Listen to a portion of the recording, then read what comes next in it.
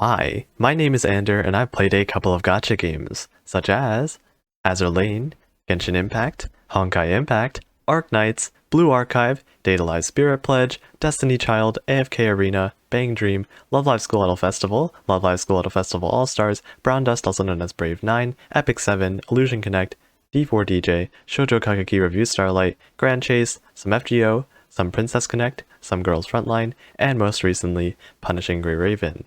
As you may have noticed, if there is a cute anime girl as the app icon, there's probably a good chance that I played it.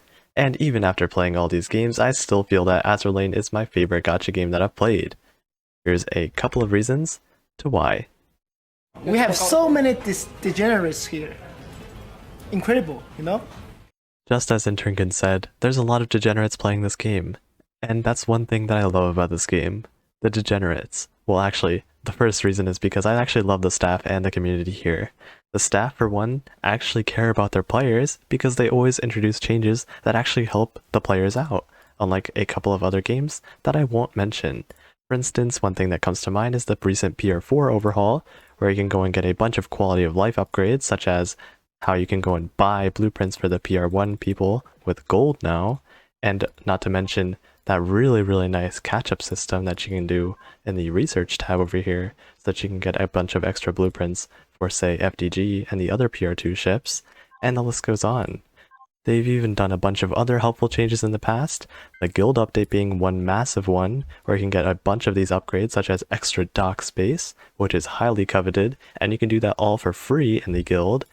And one last thing to mention about the staff is, of course, whenever there's a bug, the problem's actually solved quite fast, and we're rewarded in the mail for it. There's a bunch of maintenance compensations every single time. The rewards are actually pretty good, and if the maintenance goes longer than usual, we can even get gems from that. It's actually very nice. And of course, when I mention the Azur Lane staff, I can't forget to mention the amazing Azur Lane community as well. Over here we have a ton of extremely cultured individuals, and as long as you don't talk about tier lists with each other, then everyone's relatively friendly. Don't believe me? Remember all those amazing loading screens that we've had in the past? For instance, the hot spring loading screen? Guess what? I guess it was so well received that they later added a second hot spring loading screen. And of course, you can't forget to mention that awesome Discord channel that I have on my Discord server, which I won't name. You can figure that out yourself by joining discord.gg/Ander. Shameless plug, I know. But really though, seriously guys, everyone knows that if you're ever coming down to it, instead of hiding your phone from others whenever a loading screen appears, you should instead show everyone around you like it's a badge of honor. As I said, we're all cultured degenerates down here in the Azur Lane community, and there's no need to be embarrassed. My second point for why I love Azur Lane is the oil system for stamina. In most games, stamina is usually hard to come across and very limited. For instance, in Genshin Impact, the resin system, I could literally use all 160 resin in 5 minutes of playtime. Same thing with the serum system in Punishing Grey Raven. However, in Azur Lane, things are different here. You can store a ton of oil, literally a couple weeks worth of oil up here. You can go and regenerate it fairly quickly in the canteen, and there's a ton of other ways to go and get it too. For instance, during events, you can go and buy it in the event shop for fairly cheap. That's actually a lot of oil, so it's a very good deal. As well as all your maintenance compensations that reward you with, guess what, even more oil. The oil system is super flexible in this game. You can use it for a ton of different purposes depending on your needs. For instance, if you have a ton of oil, you could create a very expensive fleet and speed up your PR farming, or you could go to your commissions and do the 1200 oil commission for a bunch of gold and other resources. And alternatively, you can even go to the dorm and just buy a ton of naval curries or whatever the drink is, depending on the season.